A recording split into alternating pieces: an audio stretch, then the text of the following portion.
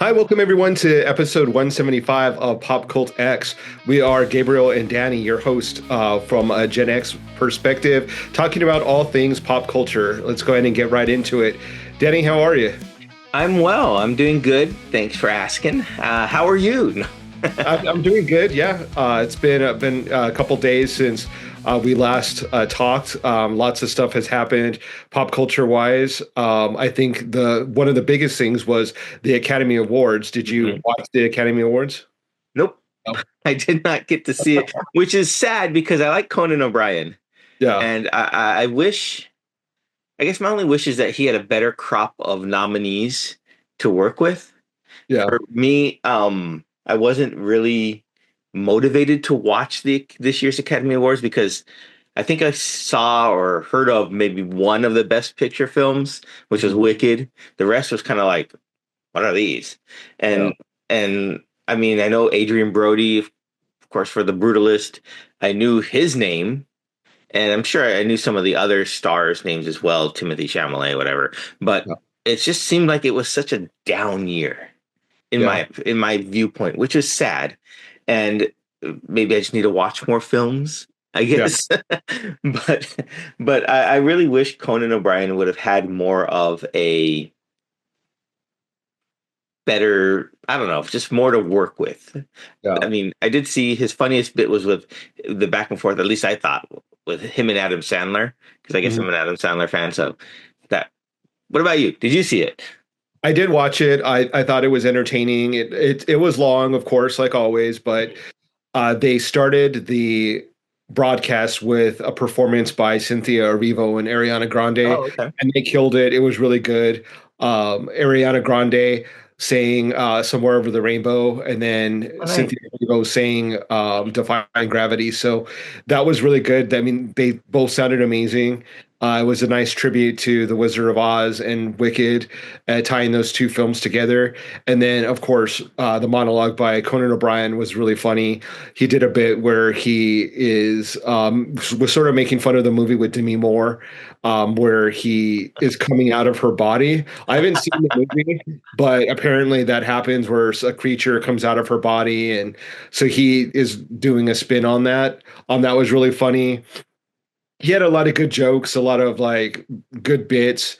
There was not a lot of there. I mean, the only people that I was really rooting for and wanting to see was Zoe Saldana and Demi Moore. I wanted both of them to win. Zoe did win, which was really great. Demi Moore did not win, which was kind of sad to see because I was really rooting for her. But outside of that, there was some great moments, some not so great moments. Adrian Brody was had the longest acceptance speech, I guess, of all time. And when he was doing it, I was at home like, kick him off, like turn it off. Like it was going on for such a long time, and he was just kept on going on, and it wasn't fun to watch. So maybe Didn't they'll. he stop the music or something like that Oh from yeah, they're taking like him off the he stage? was going on, and he was like, this isn't my first time Yeah. here. Like I'm gonna keep going. It borderline on being really arrogant, and it just wasn't a good look.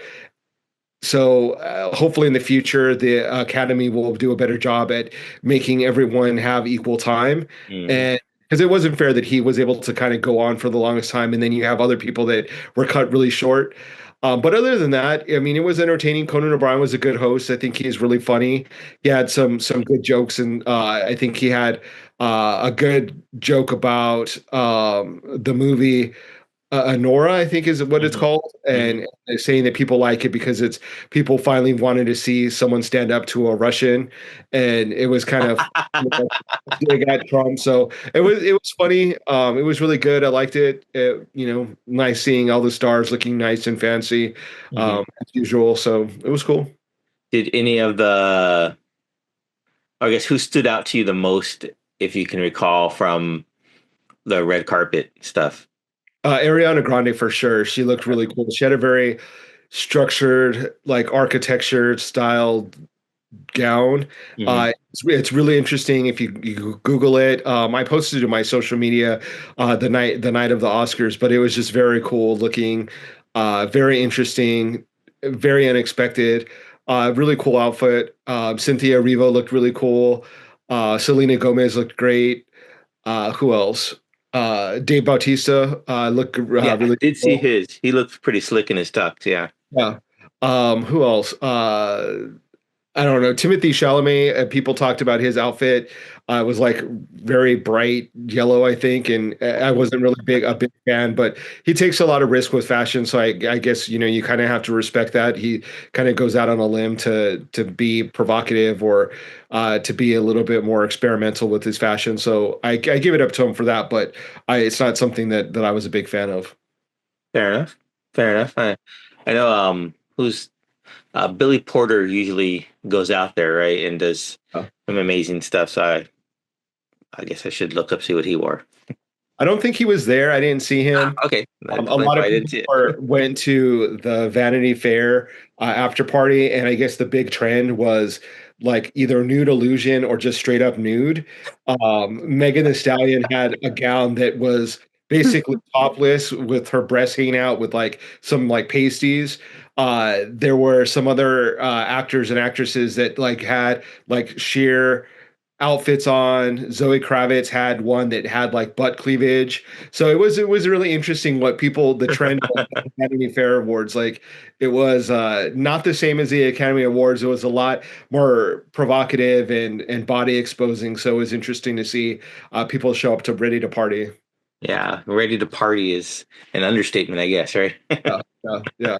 So I mean, to each their own. It was I guess I mean it works because it got people's attention, which I guess is one of the outcomes that they were hoping for. hmm But I don't know how great it looked. I mean, I don't know. It's kind of interesting, but after you take the shock factor away from it, like, is it a really cool garment? I don't know. Like, it. Some of them were cool, some of them were not. It just the shock factor, I think, is what they're going for. Yeah, yeah. Which, yeah, I can see that. I mean, I guess we don't get shocked as much anymore in our older age. I don't know. Yeah. Yeah, I mean, once like Little Kim did that, where like one boob was hanging That's out, right, right. I remember that. Yeah. it's like now it's just kind of like, okay, your boob's hanging out, like, And okay. Yeah. So yeah, so that was the Academy Award season. I do have to go back and watch some movies. I haven't seen Anora, which won Best Picture and got Best Actress and all kinds of different awards. So I'm best looking director, forward to it. right? Yeah, so I think Best Screenplay too, Yeah, if I'm not correct. you're Uh, right. so I have to go back and watch it because it got all kinds of accolades. Which you're right. In the best screenplay, I think I saw something that people were joking about that award because I think the director Sean Baker had made some quip in an interview that he allowed the actors to improvise a lot Yeah. during the film. So people were saying, "Well, if they improvise a lot, why did you win best screenplay?" So I didn't read the whole thing. I just saw that. That made me laugh because, like, that's true. Yeah, that's a good point. It's Yeah. valid. Yeah, but yeah, I do need to watch that film. I know the best actress she won. And that was the only one that really caught my eye, I think, that I haven't really seen because the concept of, so this lady, a former prostitute, marries a Russian oligarch's kid and Yeah. then goes back to Russia and then I guess all hell breaks loose. I don't know the exact what it's about, but sounds interesting. Yeah. Cool. Yeah, I did not watch that, but I did watch Daredevil Born Again, the first two season premiere, which was really good. I enjoyed it because I'm a Mhm. Daredevil fan, and I enjoyed that it felt like it picked up right where the Netflix series left off. Okay. So, Vincent D'Onofrio as Kingpin just morphed right back into that role as he always does every time he makes an appearance, whether it be in Echo or in Hawkeye. And it just I can't see anyone else portraying Kingpin on the big screen or on the screen other than him now because he does just such a great job of enough to wanting to hate the character so much, but loving the way he's portraying it. Yeah. That's So cool. I'm not sure if you got a chance to watch that. I haven't. I have heard some news that there's a character I think that by the name of like White Tiger Yeah. is in it that the actor passed away. I did hear something like that. So I saw like a dedication. I think it was before or after the first episode or second episode, and it was like I didn't know exactly who it was, but yeah, I did see that he had tragically passed away, which was shocking. I was like, whoa, Yeah, because it's kind of sad that you get a cool role like that and then you don't get to, that it's just very sad. which is interesting that if you think about it in the comic book lore, Hector Ayala, the White Tiger, does pass along his medallion and everything to his niece, right? Yeah. So I wonder if they could just turn that tragedy into storytelling in a way. Yeah. I think eventually they'll go down that route, but I think that they'll have to have some time pass before like they immediately replace him. Yeah. Just out of respect. I think that it would be. I don't know if it would be uncouth if they just were like, okay, we're on to the next and uh, Next. yeah. But speaking of other tragedies, their Gene Hackman story or news broke that he passed away in really rather odd Yeah. news. Hmm. Hmm. Apparently, his wife had passed away from hantavirus Yeah. and was had passed for about a week while Gene Hackman was still in the house alive, and then he eventually succumbed and passed. So it very weird circumstances, really sad. He was a really well respected actor, really great actor, iconic in some really great films, and it's just really sad and unfortunate that he passed in such odd circumstances. Yeah. It was a tragedy, I think. Just I mean, I what I didn't understand about it was like someone like that, he has the wealth to hire a caregiver or a nurse or something, especially if they said that he had like some showed signs of advanced Alzheimer's, right? Mhm. So why didn't he have someone who was looking in on them daily or something like that? And it was just a tragedy like that could have been prevented. Yeah, I think that probably from my perspective, his wife was much younger than him. She was in rather good health, so they probably were thinking that she was his Yeah, true. caretaker and she didn't need assistance if she was taking care of him full time.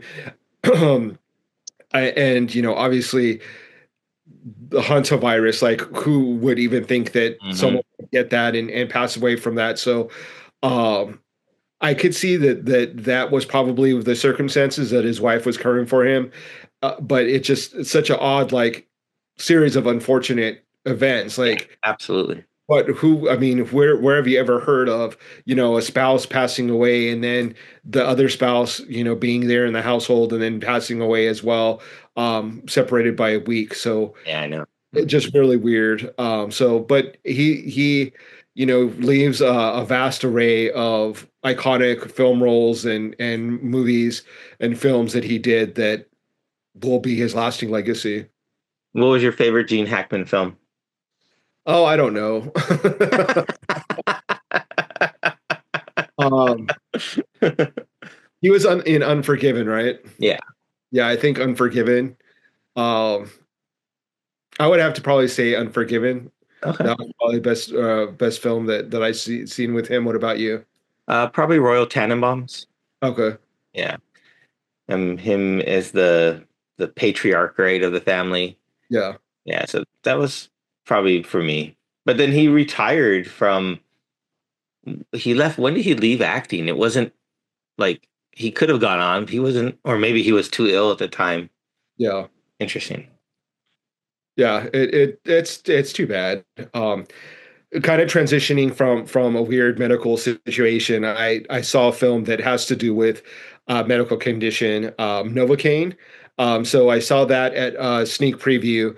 And it's about a guy that has this disorder or disease where he doesn't feel pain. And Okay, yeah, yeah, yeah, yeah, yeah. yeah, and it was a fun movie. It basically what it's about is he plays an assistant branch manager at a credit union in San Diego, of all places. And Gabe, it's your life movie there. What? right, and he doesn't feel pain. He gets robbed, the credit union, and then for reason in the movie, he goes after the robbers to try to rescue his coworker who he has fallen in love with. And Okay. he kind of gets stabbed, punched, beat up, along the way and doesn't feel it, but it's a fun movie. Lots of gross sort of stunts, because like I said, he doesn't feel any pain, so they really go in on him and put him through all kinds of different torturous events. But it's a fun movie. It's interesting to watch. It was probably, I wouldn't rate it as the best film, but I paid $5 to watch it as a pre-screen, so it was fun. And when I first saw the trailer for that film, I thought of Kick-Ass. Yeah, Isn't it? It seemed very similar, other than he's not trying to be a superhero, but the yeah, fact that he couldn't feel pain. So I was like, oh. But you're saying it's worth the watch then?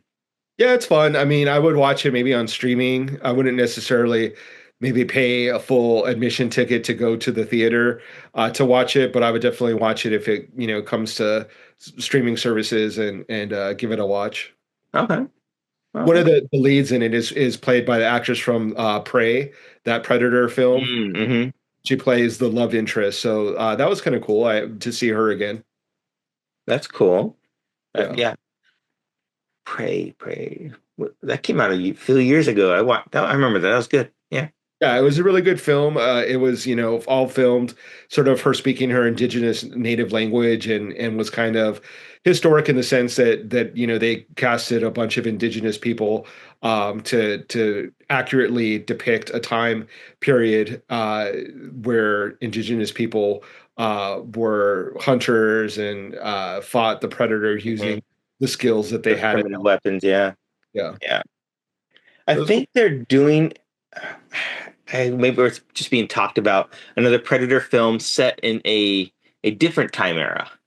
So, which is really interesting and cool that they take this character who's visited Earth, I guess, many times, or this creature, this species, and now they're dropping them in different time eras and seeing how those people in those time eras have to deal with that creature. That's pretty cool.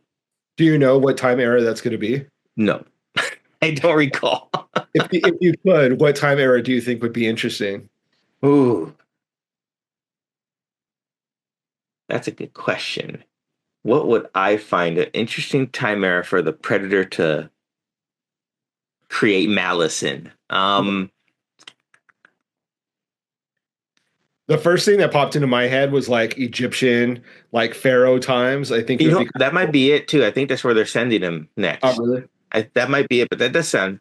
I was thinking more medieval stuff, definitely with Like knights and stuff. yeah, knights and stuff, and maybe he's the reason for the Crusades. Yeah. I don't know. He All right. he he gets so spoiled, he becomes like a king you know in Mesopotamia, and they have to go like dethrone him. Yes, you hear me out there, movie gods. This is what I want, and I want it now. I don't know.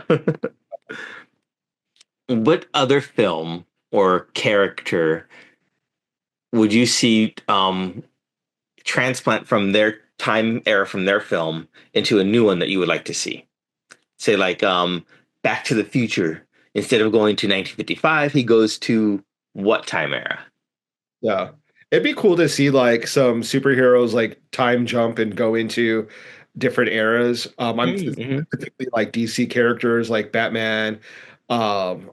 Someone that maybe necessarily isn't like have God status like Superman, but someone more like Batman that would have to go back and be able to use his smarts to uh be a superhero back in that time without using his bad gadgets or suit or whatever. I think that would be kind of cool. I mean, they've done that with like the X-Men with Days of Future Past. Yeah. They kind of jump into the future and go backwards and do all of that stuff. So it'd be kind of cool to see some of that. Yeah. Now, would you say Batman, um, I guess depending on what version of Batman, is he anything without his tools and gadgets? Well, he's still like an extremely skilled fighter, right? He's, Okay. like I think that the term that they always use is like Olympic level fighter or Olympic level athlete. So he is obviously really strong, really good fighter, really, the best detective. So it would be interesting to see him without all his gadgets, kind of in like a London era time with Oh, that'd be like fun. Sherlock Holmes styles type Yeah, history, Jack the Ripper, things like that. So that's kind of where my thought process is kind of going. I like that. I like that. You might have to like write that out before someone else takes that idea. Pretty sure that it's happened before. I want to say specifically, like, because they have feudal Japan Batman. I want to say that I've seen or read where he goes back into London, so it's Ah, not an original okay. idea. I don't want to take credit for something that is existing, but You just want to see it on the screen. I gotcha. yeah, Okay. Okay. Makes sense. Well, since we're talking about movies still, and I'm spinning like a pop culture roulette here and just spinning a wheel here, what movie that we grew up loving, now you look back on it and you realize it totally sucked?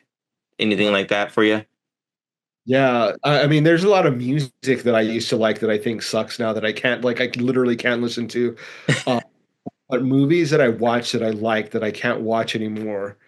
I don't know. I had really good taste in films. Like I still like the thing. There's not a lot of movies that like I used to like that I think are crap now.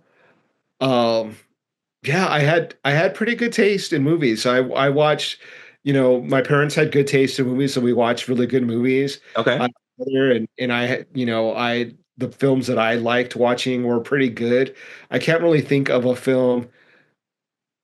I mean, there are certain '80s cheesy movies that are I wouldn't necessarily categorize them as great films, but I like to watch them because they're entertaining. Mm, okay. So I Hmm. mean, maybe that. But what about you? Is there anything that you would say like, why did I watch that? I can't think of offhand of any film that, I couldn't sit through again, I guess, right? From my childhood.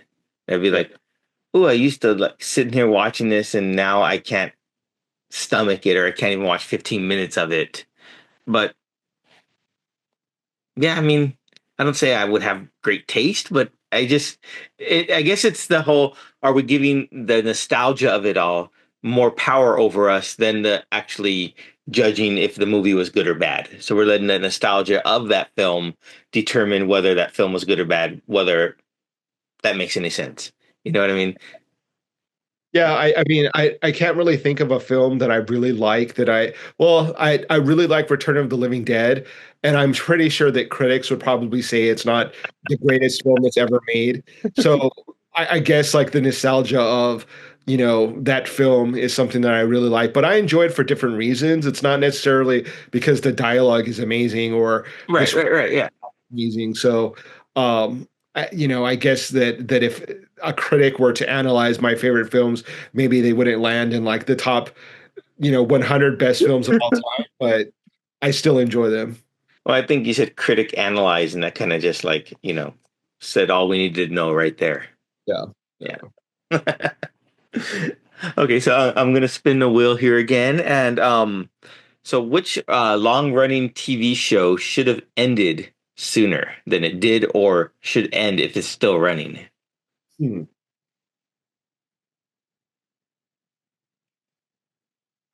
Trying to think of like long running shows. Maybe Friends. Hmm.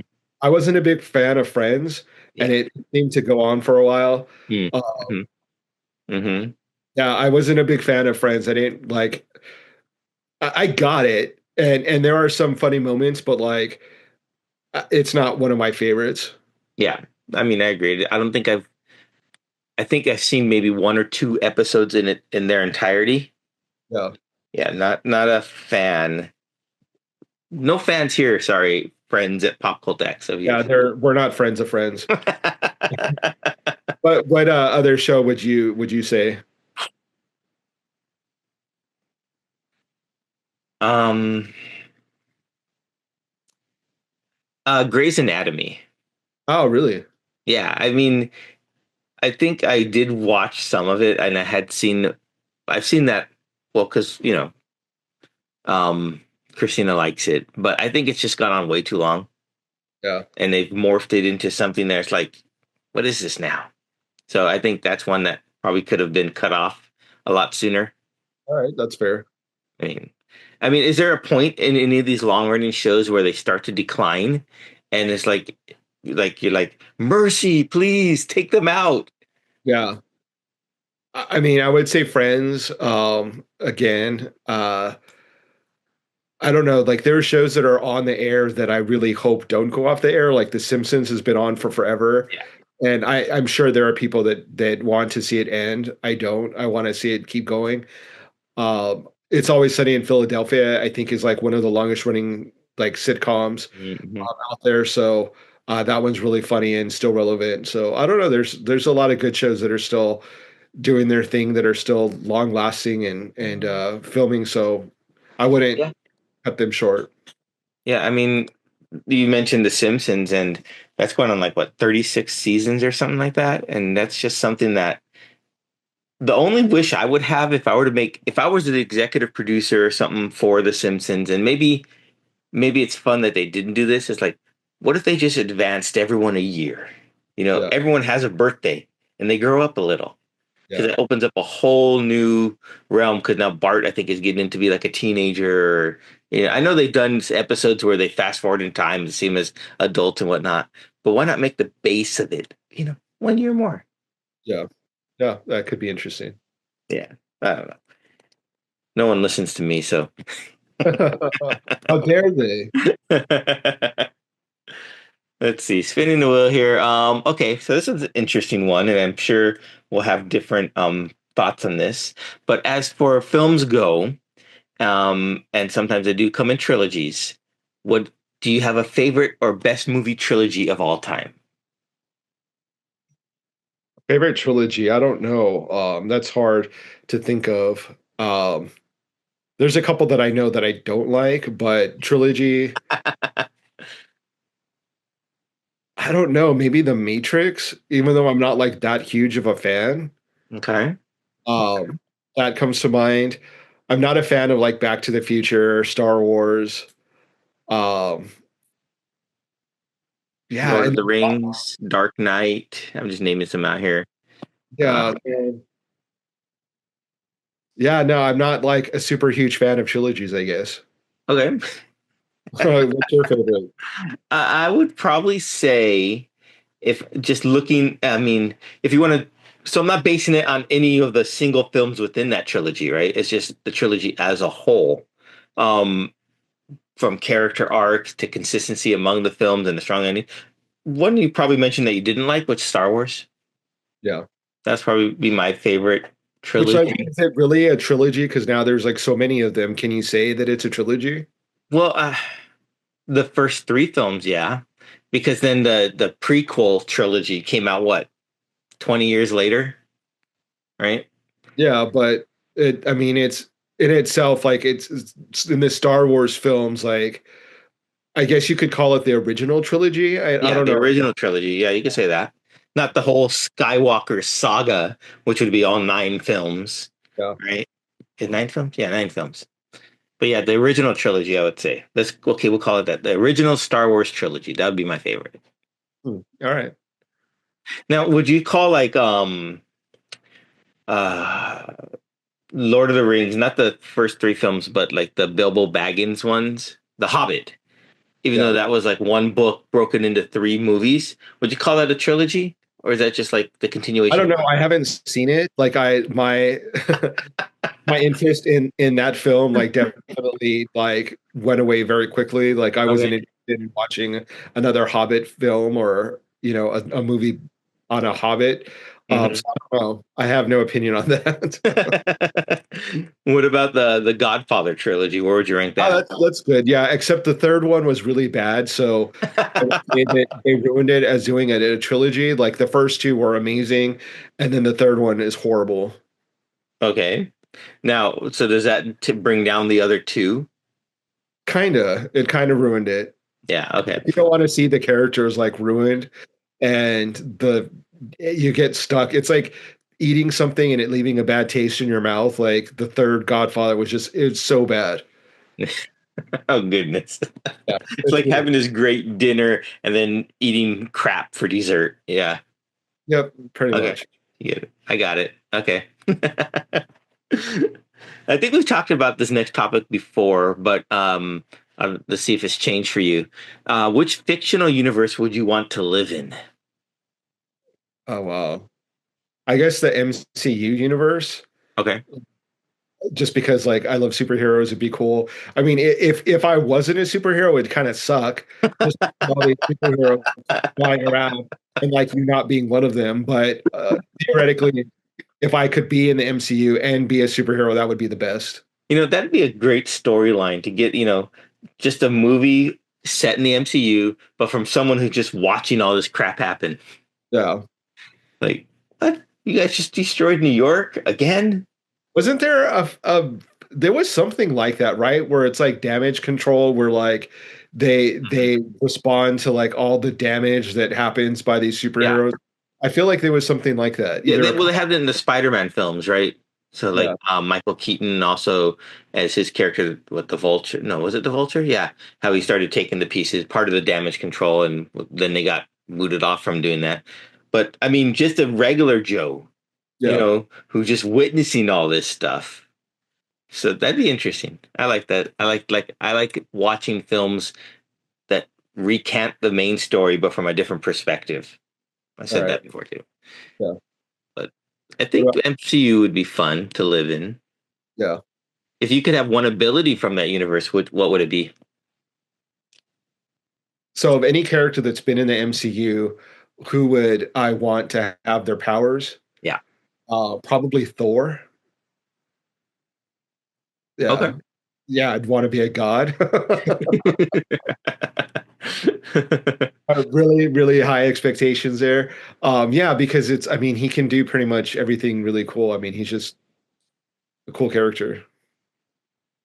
I'm gonna go out and say on a limb here. This is gonna be different than what you might think that I would say, and I would pick Vision. Okay. So Yeah. you wouldn't be human. I I want to be well. I want to be a super powered full Android AI creation that can go through walls and and shoot laser beams out of my forehead. So Yeah. you know All right. that, That'd be cool. that'd be fun. Yeah. Let's go one. Let's do the spin this wheel one more time and see what we Okay. get. Okay, last topic for this episode. Let's see here. It's spinning and pretend there's noises going like Wheel of Fortune. All right. Okay, so this is bringing back to our heyday of the 90s. I think this is when it really was in its full throttle form. Um, MTV Spring Break. Yeah. So, what happened to this ultimate party? Do you remember the performances, and where do you think it was? It the peak of like our pop culture moment? I think what happened to it is that it got too dangerous to be broadcasting young people doing crazy shit on TV. Like it became very like on PC and just like how much can you have on television of like young people doing crazy stuff and it be okay to watch? I think that's what happened. Like, you had people drinking and doing drugs and sex and all kinds of crazy things. And it's like people watching it voyeuristically. And it's like, how much of that can you do before it becomes super cringe? Like, and do you go from, documenting it to like actually um, promoting it? And I think that that's just what happened is that it got too big, too much. Interesting, because when you were saying that, and that's true, but I think it shifted when social media became more of the avenue for people to watch that sort of stuff. Yeah. Right. So now instead of watching it on MTV, they're just going to TikTok and watching the same thing. Right. Yeah. Or they're going to YouTube or Instagram or whatever. They're still consuming that same sort of debauchery or whatnot, but it's just more on a more personal, intimate level because they're getting it directly from the source, I think. Right. Yeah. I just think that like it's hard to have that kind of I don't know, like there's just too it's too dangerous to have all those young people drinking and like have young men and young women in that situation and it like not turn into something bad. Yeah, that's true. That is very I think that that's kind of part of it. What happened is like I don't know. I could speculate and say why spring break culture kind of dissipated, but I would think that it just got too crazy. true. Maybe people are like, we don't want to televise this. We're still going to do it, but we just don't want you to see it. Yeah, yeah, definitely for sure. Well, Yeah. I know like a lot of like activities have canceled. Like in the South, they used to have Freaknik, and that got canceled because it kind of got too crazy and out of control. So, Okay. and like some, cities have cracked down on spring break, and they don't really, and it's they've gone out of country to like Mexico and Yeah. done. But I just feel in general like spring break is like not so much of a thing anymore. Yeah, that's interesting. I never really did a whole spring break trip or anything like that. So I never really was motivated to do that. And it's interesting that you said that it really isn't a big thing anymore. Yeah. I mean, I don't know if it is. I'm not in college, so I don't know if that's a thing that still happens. But I mean, I don't know. I don't know where I was going with that. Yeah, I'm just as far lame. as it Never being in did it. pop culture, I don't think that it had its heyday, and it's definitely has passed since then. Yeah. I mean, we did get a lot of iconic moments, I guess, and people were able to build up fame from those MTV Spring Breaks, right? So kudos to them for taking advantage of that situation at the time, I guess. There's a really good episode of American Dad where they make fun of like Yeah, that spring break culture. It's a great episode. yeah, I Uh, remember that. yeah, Yeah, I've been watching, just continuing plowing through American Dad episodes, and it is so fun. so I don't, great. yeah, I don't know why I waited so long to watch it. And I think it is has supplanted Family Guy as my favorite Seth MacFarlane Yeah, creation. yeah, Yeah, for sure. it's really good. Well, speaking of creations, we can't end the show without talking about Lady Gaga's new creation, the That's right. She dropped a new song. Yeah. new album, not Oh, just the whole the album's out now. Okay. whole album is out. So you obviously haven't listened to it, right? Not yet. No, I just thought it was Well, another song. Okay. oh, you need to get on that because Okay. it was released on Thursday. Really good album. A lot of like disco influences, like glam rock, like David Bowie, arena Nice. rock. Okay. Um, a lot of like soul infused songs. Um, a lot of like dark techno sounds. It's just a really good amalgamation of like all these really cool sounds Interesting. and kind of harkening back to the beginning of her career, like a sound Mhm. that's like very unique to Gaga, and it's sort of like a return to her roots. Uh, Okay. so it's really good. I mean, there's let me just pull it up because there's like some standout songs that I wanted to say. The first one being "Perfect Celebrity" is a really great song. Garden of Eden" is great. "Abracadabra" obviously is like a great song, great Yeah. pop song. And Killa. Killa specifically reminds me there's like I want to say it's like either a guitar or like bass line that is very David Bowie to me. Okay. So it's a really cool, interesting like throwback to that time period, that era of music. But it's a really good album. I definitely you have to check it out. I Yeah, probably for sure. will buy the vinyl today. All Uh, right. I am boycotting Target, so I won't get the Target exclusive. So I'll probably end up going to like a record store and spending more money on it than I would normally, but sticking to my morals and buy it from some local record shop. Fair enough. Now, let me ask you a question about that real quick. So, if you were to buy like the Target exclusive album from like eBay off a third party person, does that still count as Well, buying it's something sort of from like Target? that theory of like punk music, where like there's a lot of like punk people that like will buy like racist records from like racist like bands to get it out of circulation because Oh, they interesting. so if like they didn't buy it, someone else is going to buy it. Hmm. Uh, I would not buy it third party. I would just probably buy it from a record store, Okay. like not the exclusive, but Yeah. just buy Yeah. it. There's like a ton of different versions that she released of the vinyl album, and some CDs and cassettes too, which was kind of interesting that they made a cassette version and a CD version. I'm gonna buy the vinyl version, but to answer your question, no, I would not. Okay. Fair I enough. Fair enough. Yeah, yeah, Now, just do you want to get on a little bit why you're boycotting Target? Is it the whole DEI it or is. Yeah, okay? it is. I'm disappointed with the corporation for turning its back on that. Like I always thought that they were a supporter of, all things Yeah, I kind thought so too. of Interesting. diversity, and for them to kind of backtrack on it is really disappointing.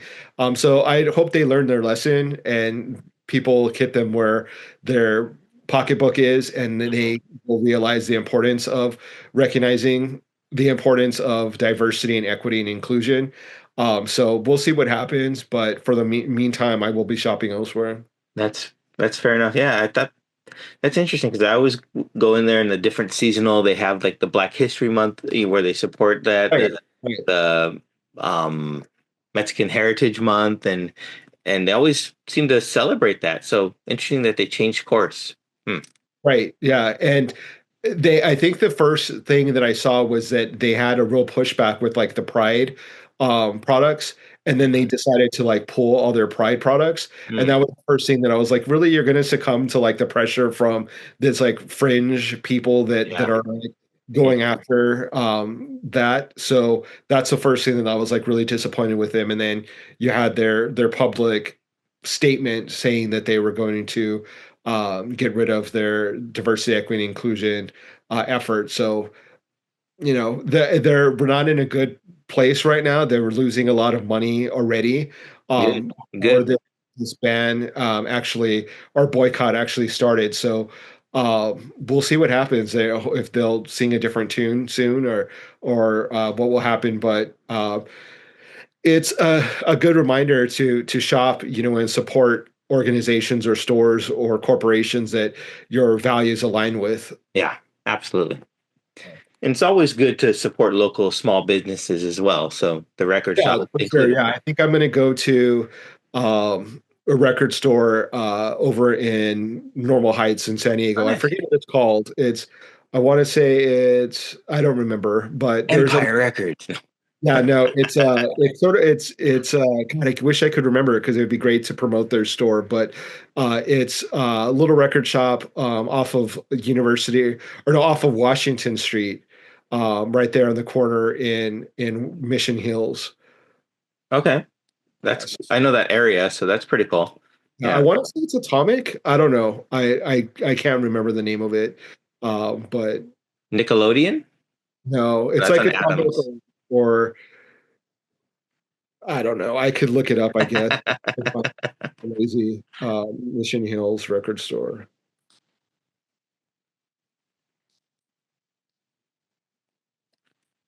M Theory Music. Okay.